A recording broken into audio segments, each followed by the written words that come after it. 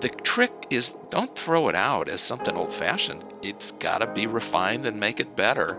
And I think Earned Growth now provides an additional tool to let you use the surveys in the appropriate way for learning and getting better and teasing apart good from great, running experiments, but not clouding it by linking it to people's bonuses. For that, you can use the earned growth rate as the much more appropriate target. Hey everybody, welcome back to the Modern Customer Podcast. I am your host, Blake Morgan. How's 2022 treating you? January has been very busy for me. Do you ever feel like it's all or nothing? Like you're either really busy or there's like nothing going on? I don't know what it is. Any of you working parents out there, wow, it is busy, but I am not going to stop because all positive things. That being said, one of the exciting things I do is host this amazing show, the Modern Customer Podcast, where I get to interview really smart people. One of these very smart people has had a huge impact on customer service everywhere. And his name is Fred Reichel. He has been on the show. He's the creator of the Net Promoter System of management and scoring. How likely are you to recommend this podcast to a friend on a scale? Well, hopefully it's a 10.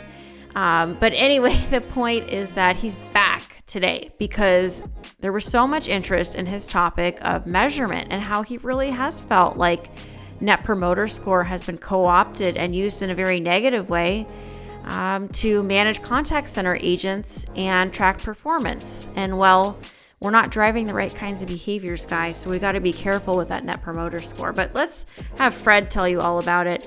He actually has a new book out called Winning on Purpose, and he wrote in the Harvard Business Review about his brand new ROI equation, success equation. So how do you actually know that you're doing a good job with your customers? Well, he wants you to start measuring earned growth rate.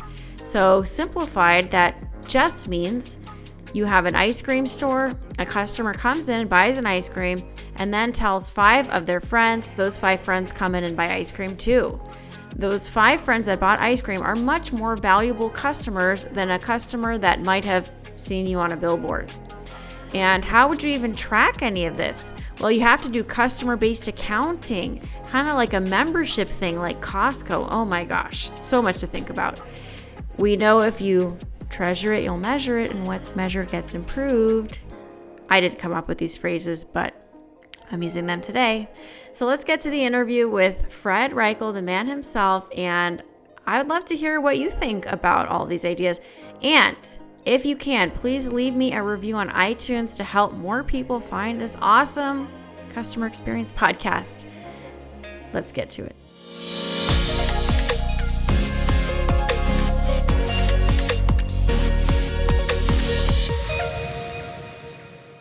Fred, welcome back to the Modern Customer Podcast. How's it going over there? And are you in Maine? No, I'm in Cape Cod right now. Oh, okay. It's all the same to me, that tri-state area.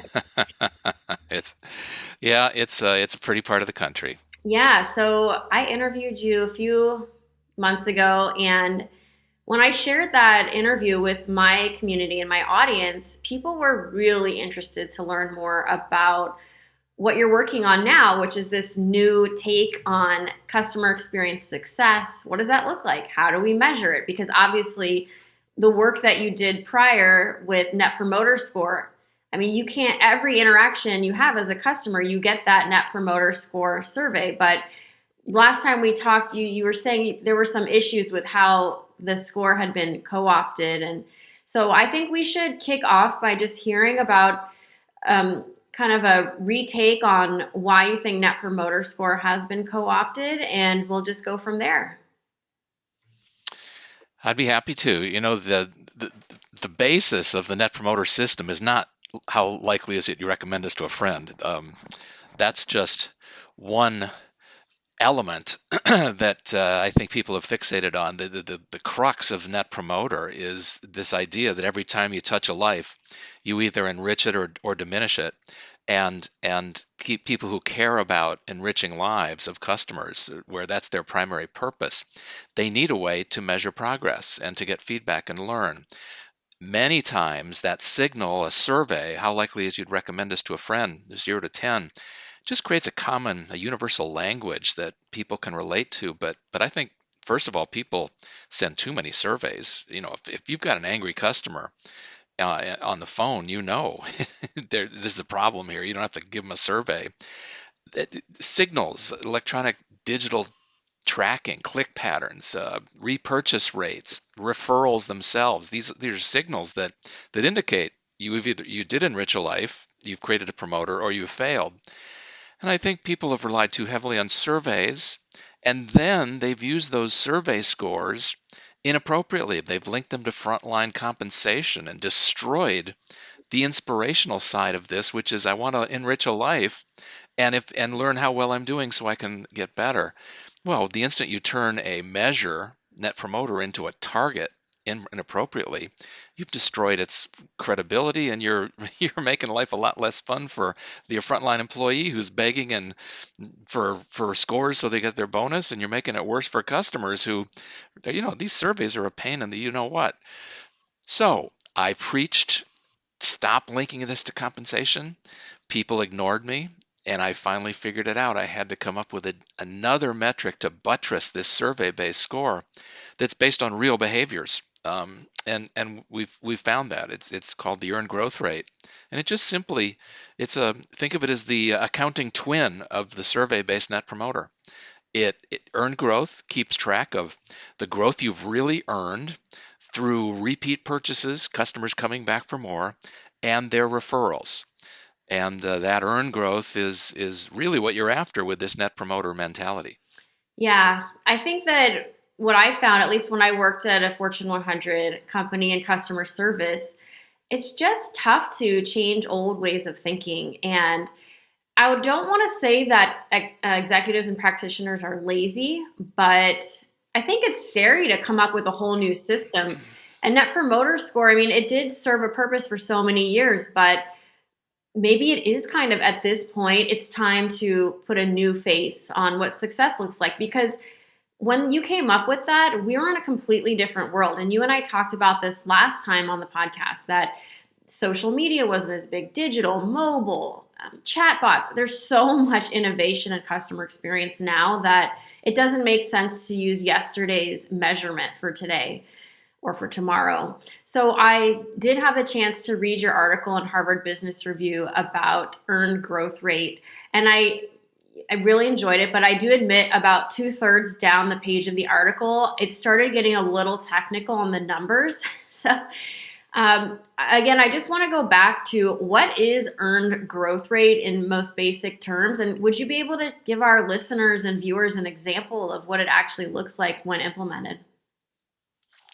Sure. If I go back to the beginning of Net Promoter, I asked Andy Taylor, the CEO at the time of Enterprise Rent-A-Car.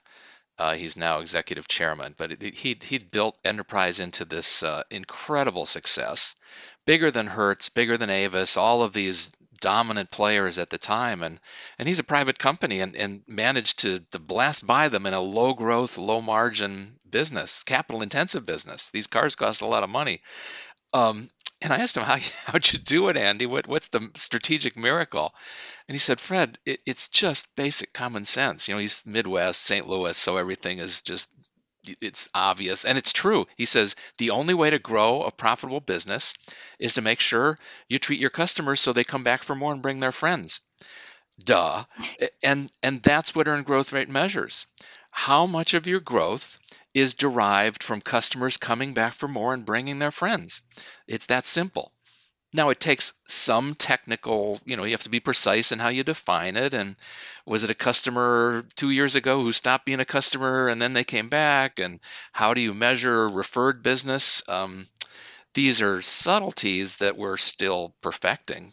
But I think this basic idea of, let's keep track of customer-based accounting and know how to differentiate growth, which is acquisition based, brand new conquest, new customers, advertising, sales pitches, discounts, all the stuff that marketers get good at, that's actually not very profitable growth. The best growth is the earned growth that Andy Taylor at Enterprise has driven to become the largest car rental company on earth. So why do you think that is, that if you get a referral to a car rental company, that referral, that customer, that whole interaction is so much more valuable than somebody looking at a billboard? Oh, there are so many advantages to referred customers. Um, in those companies that are keeping track of this, Warby Parker is doing a very good job at it. For instance, in the digital space and eyeglasses, they find that not only are these new customers who are coming in on referral more profitable. I mean, obviously, you have less acquisition cost if they're coming in on their own, generated through referral, but they sort of know the system. They buy, their average ticket is higher, their retention rate is higher, they're more likely to turn into promoters themselves and refer their friends. So these promoters are just remarkably profitable compared to acquisition and conquest customers that you're paying your sales force tons of money in commissions to bring in. When you actually pare it away, many of these new customers that are not earned, they're bought, they really have negative net present value. They're destroying value for everyone. But because most companies don't keep track of this, they don't have customer-based accounting, it's invisible because it's all mushed together, and so you have Salesforce people out there getting rich and destroying the investors' value in the company. Customer based accounting. So, what does that look like when it's done well? And why aren't more companies doing that? I think many companies are the newer companies that are built on digital platforms obviously keep track because they have a customer number. All of the purchases are linked together so they can keep track of these things. They may not be tracking referrals effectively yet, but they're probably 80% of the way home. Amazon has customer based accounting. And frankly, anyone with a membership structure like Costco has customer based accounting. They can look in and understand the profit and loss of every customer. Most companies, old legacy companies, collected their costs and revenues by product line or by service line, and then they jiggered around to try and estimate for customer. And they don't really know which customers are returning 3 items for every 4 they buy, or which ones are giving referrals, which ones are being rude to their employees and making them resign with the other unhappy employees. So the trick with customer-based accounting is just organize your accounting system by customer. Pretend that you're a membership organization, even if you're not. To me, it all boils down to customer data. I find it pretty shocking what you're saying, that companies, even in 2022, are not keeping clean data records. It's all random, and that's shocking to me. So, The accountants aren't helping. You have all these sophisticated Fortune 1000, Fortune 100 firms. They report their profits and revenues and all of these SEC regulations, but they cannot tell you how many customers they have with any confidence. And they can't tell you how many of those customers that are coming or buying this year were with them last year and what their growth rate was. These basic ideas that they can't tell you how much of your revenue is coming from customers who were with you last year. That's astonishing. So I agree with you. It's mind-boggling. hmm but it sounds like the digitally native companies, the Spotify's of the world, Netflix, Hulu, Amazon. I mean, they're doing such a great job because they keep track of everything and they live and die by data. Yeah, the only thing I think those companies probably need to add on to their already excellent systems is a way to keep track of referral flows. When a new customer comes in the door, they need to figure out why they came in. And if they came in and clicked a discount or a promotion, they you can presume they came in, they're bought. But if it's not clear, you probably have to ask them on the customer onboarding one simple question. What's the primary reason you chose to do business with us or Mhm. you selected us? And have a list of things that includes recommendation, referral, and then all of the bought solutions that are appropriate for your business, if it's a Salesforce business, if it's a discount or promotion. But Mhm. that simple idea of knowing who the referred, recommended people are, when we did that with Warby Parker, we found that 90% of their new customers said the primary reason that they joined Mhm. was because of recommendation or referral. Yeah, I was reading, it might have been your article, but like for viewers, I mean, you can see these glasses. Somehow I've managed to keep these glasses for like 10 years. I think these cost like $800. I know. And when I first realized I needed reading glasses for the computer, I was shocked by how expensive glasses were. Like Warby Parker, it's such a beautiful business model and it's really disrupting. I think Luxottica is the big one. It's disrupting. Basically, companies have been taking advantage of these industries that are run by a few companies for so many years, and now these innovative startups are just breaking every industry and just coming up with something new and better. Let's go back to the earned growth rate model. If our listeners, Fred, want to begin changing their approach tomorrow, where would you direct them to this customer based accounting? Is it a software program you like? Is it a change in personnel? Is it a person responsible? Like, what does it look like? I think the best thing to do is to look at my new book, Winning on Purpose. There are a couple of chapters that lay out earned growth and the basics of customer-based accounting. That would be number one.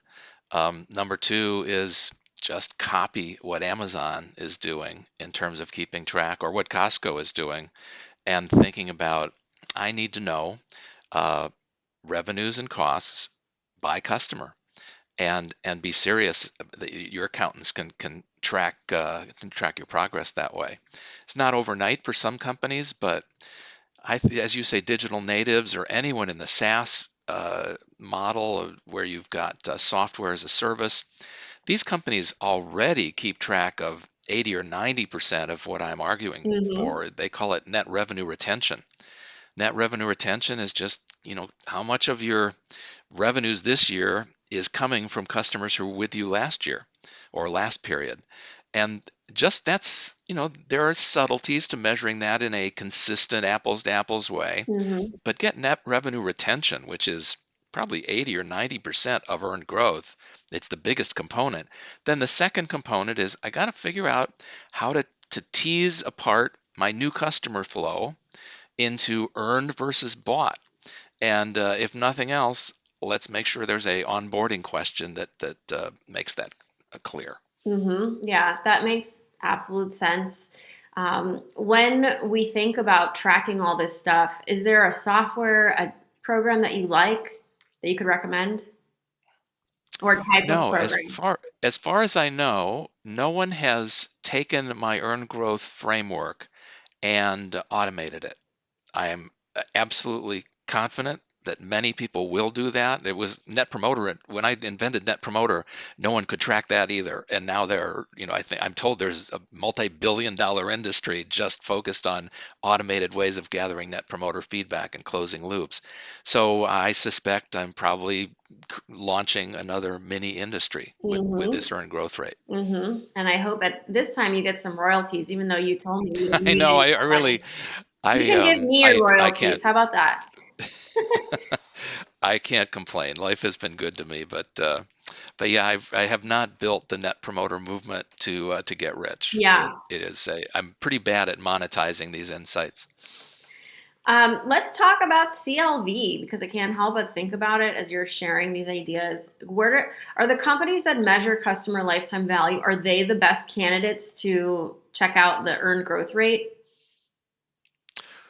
Well, if you go back to my very first book, I think it was 25 or 30 years ago, it's called The Loyalty Effect. It just looked like it looked at the microeconomics of loyalty, and it used customer lifetime value. I think may have been the first book that laid out customer lifetime value and showed how to calculate the sensitivity of retention rates and the other components of loyalty driven advantages to customer lifetime value. So I'm a huge fan of customer lifetime value. The challenge was and is it's a complicated idea, and you almost have to have an actuarial higher math understanding of probabilities and flows of customers to get it right. So in many ways, earned growth rate is just a simplified, let's take the 80/20 rule and get the guts of the insight. Earned growth rate captures the guts of the insight, the majority of the insight that the customer lifetime value gives, but it's much simpler to keep track of. So yes, if people can actually do CLV today, they can very easily do earned growth rate. And CLV, that is how much money a customer will buy, or how many products a customer will buy from you in their lifetime. Is that like a very simplified version? I would say it's really just keeping track of the revenue. Let's say the cash flow generated with that customer relationship through the years, Mhm. and it's applying financial techniques, discount rates and net present values to turn that flow of cash flows over the years into a single number of life, that's CLV, is customer lifetime value. That really is the net present value of cash flows coming out of a customer relationship. That's, to me, it's a simple idea. If you're in the real estate business and you do project finance, or if you're in the finance department of a Fortune 500 company, those are simple ideas. To the average person on the street, to the average marketing person, no, it's a little complicated. I don't think you can run business on complicated stuff. You Mhm. need a simple concept and a metric to back it up, and that's where everybody gets the idea that earned growth is better than bought growth. And this is just a way to keep track of that and gauge progress. So the other day I went to my new orthodontist because I have Invisalign that I got during COVID, during the pandemic, because we're all wearing masks. So it doesn't matter if you have braces because you can't see them.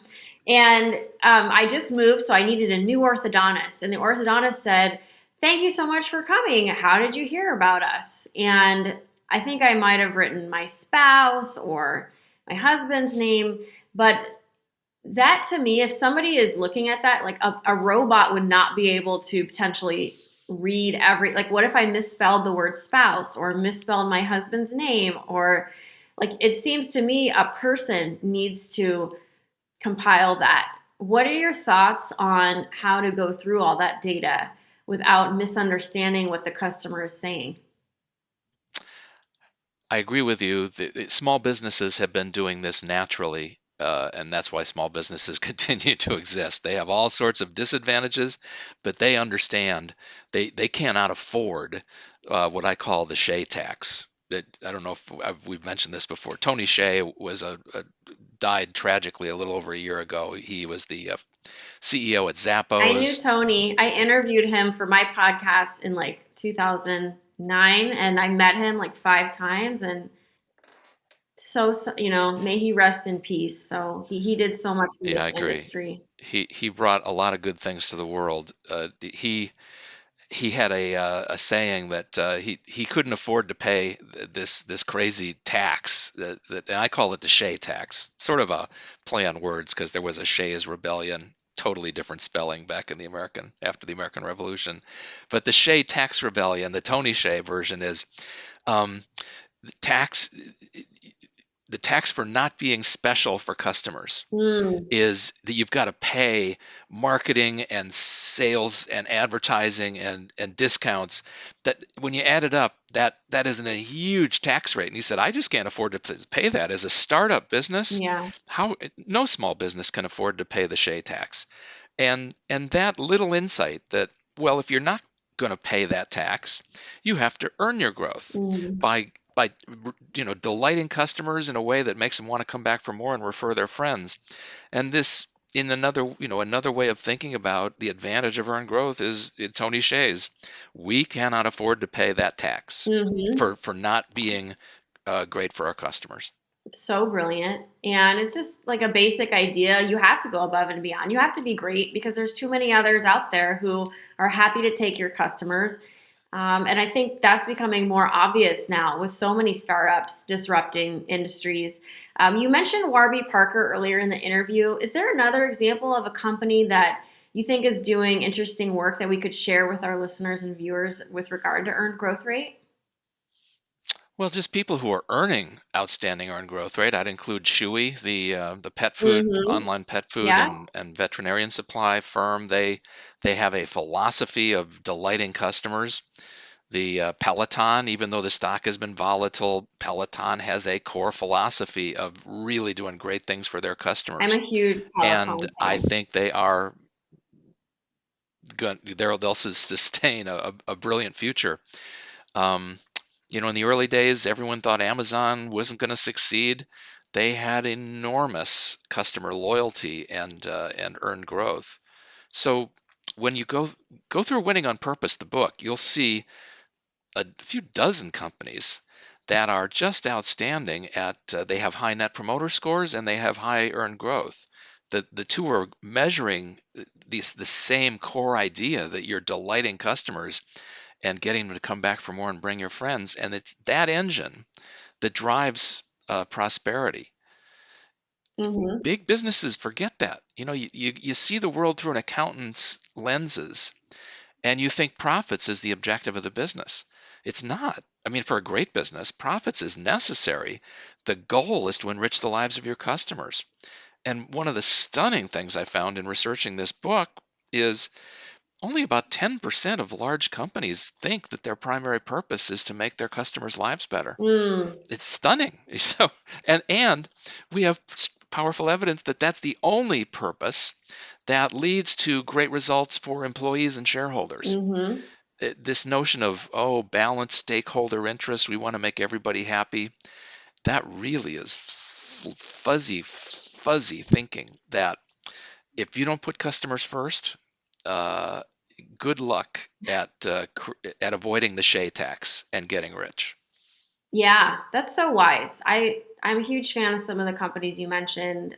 Chewy and Peloton has a huge place in my life. I use it every single day. I meditate with the app. I just did the bike with Alex Toussaint, my favorite coach, this morning. And I really feel like he's there with me in my garage, and he's been there with me all through COVID. Same with Jess King, another great instructor that absolutely add value to my life. And it's hard for me to understand or really care that Peloton's stock price has tanked because I know how much value Peloton adds to my life. And my life would be significantly worse without that bike and without that app. Let's talk about Net Promoter Score before we close. A lot of companies probably don't want to let go of it. What advice do you have for companies that still want to use Net Promoter Score? Is there like a new twist on it, or what would you tell companies that still want to use it in some capacity? Oh, I think it is even more relevant today than it used to be. The good thing about Net Promoter Score in the digital world is you have ways of understanding whether you've created a promoter or not, where you don't have to bother someone with a survey. But you definitely do need to follow up and ask why. If someone's behaving like a promoter, you don't necessarily need a 0 through 10 to rate them. You can estimate they're a 10 because they've made bunches of referrals and they're buying all their stuff from you. Um, However, these outstanding companies like Peloton and Amazon, that they still give surveys in strategic places so they can always calibrate their system back to that 0 through 10 likelihood to recommend. That's how they compare themselves to competitors. So the only difference I would say is don't waste people's time by asking a likelihood to recommend question when it's not vital. And when you're not getting high response rates, it means that most of your customers, you're bothering them. So the whole idea behind Net Promoter, the big NPS, is enrich the lives of customers. Your purpose is to make customers' lives better. And if you're sending out surveys and only 1% are responding, that's a signal that you really have a sick system that needs to be changed. But but don't misinterpret me. We need surveys. We just need to have it a little bit clear about when and how frequently and when you have any unhappiness whatsoever, we're going to close the loop and follow up and fix it for you. That process, that net promoter is vital. Go to the Peloton guys, and we did a webinar with their chief commercial officer, and he said, "Oh, Net Promoter is at the center of how we run this business, and they are digitally sophisticated." The trick is don't throw it out as something old-fashioned. It's got to be refined and make it better. And I think Earned Growth now provides an additional tool to let you use the surveys in the appropriate way for learning and getting better and teasing apart good from great, running experiments, but not clouding it by linking it to people's bonuses. For that, you can use the earned growth rate as the much more appropriate target. Mm-hmm. Let's close with some thoughts you have on just how the customer experience industry has grown and evolved in the last 20 years and what you're expecting to see more of from this industry in the next few years. Well, it's made progress. I think my earliest experience with customer experience vendors were guys who served the auto industry and car dealers. And I think that's one of the worst spots on earth. My worst consumer experiences have been with car dealers. And they've made the mistake of linking it to frontline bonuses. So you get begging and pleading for the scores, and no one cares about the true experience. You're not helping the car salesman be a better person. It's you're destroying their dignity and turning them into well, you get the idea. It's ugly. I think it's better today. The people who are using ways to get net promoter feedback directly to the employee in near real time so they know who that customer was. I know one of the vendors actually has you do a 0 through 10, and then instead of just writing a verbatim, you can have a little video. You do a FaceTime of your why you felt that way. I asked my son what he thought about that. He was worked at Apple for a number of years in one of their stores, and he says, "Oh, that's a great idea. Can you imagine how much impact that is? You know who that customer was." It said in some ways it's terrifying. It's so powerful to have that. But so there are some very cool developments in the feedback space. That said, I think to a player, these companies are still fixated on little NPS, the system, the do we ask the 0 through 10 or do we rate the experience 1 through 5, these details. And those are important to get right, but it's much more important to address the what I think of as big NPS. Do these companies recognize that the only winning purpose is to enrich the lives of customers? And are they enabling their teams through their systems investments and training and structure and organization incentives? Are they helping their teams live a meaningful life of purpose by enriching the lives they touch? And that big NPS is where the vendors today, I think, are lacking. There is, I mean, I'll go back to this shocking statistic. Only 10% of companies today believe the primary purpose of their organization, their business, is to enrich the lives of customers. You just can't be a good vendor to business and have only 10% believe in big NPS. Mm-hmm. So vendors have to help convince the world that customer-based accounting is vital, that the only way to win is to make your customers want to come back for more and bring their friends. And anything, the bad profits, these tricks of I just returned a rental car. My flight was canceled, so I had to keep the car an extra day. The price was $40 a day for the time I'd bought it, and then because I had to have an extra day, they charged me $129. Oh my gosh. And and I went online, and they still had that $40 rate for a 1 day rental if I'd have gone in and returned the car. And you know, there are just too many. Now, this car rental company buys tech from a vendor in the NPS world. I happen to know that. But their philosophy of business is completely anti-NPS, and we need some major progress on that front. And then that's why I wrote the book I did. Winning on Purpose is trying to make it clear there's only one way to win, and that is to love your customers. Yeah, there's nothing worse than a customer feeling scammed or lied to. It's really the worst you can make somebody feel. So I really Of don't like car course. rental companies. I have yet to meet one that I like, and they just seemed absolutely out to make money. So I'll keep my Tesla, and try to avoid renting a car as much as I can. So, hey, Fred, thank you so much for coming back. Your time is so valuable, and you really just offer my audience so much value, and really appreciate your insights and being here. My pleasure, Blake. Where can people grab a copy of your book, Winning on Purpose? Well, your favorite book retailer, and certainly Amazon and Barnes and Noble, have the book available in all three formats. Hardcover, Kindle version, and Audible.